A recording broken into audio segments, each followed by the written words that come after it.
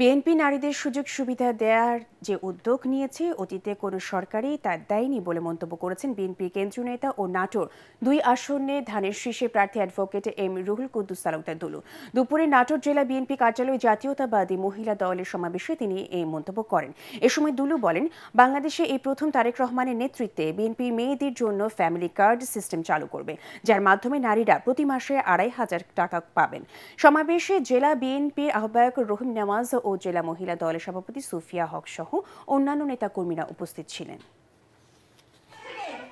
এই মেয়েদের জন্য যে সুবিধা আমাদের বিএনপি অতীতে জিয়াউর রহমান স্যার, বেগম খালেদা জিয়া, তারেক রহমান প্রত্যেক নেতাই এদেশের জন্য, এদেশের মাদের জন্য, এদেশের মেয়েদের জন্য যে সুবিধা দিয়েছে, অতীতে কোনো সরকার এই সুযোগ সুবিধা দেয় নাই।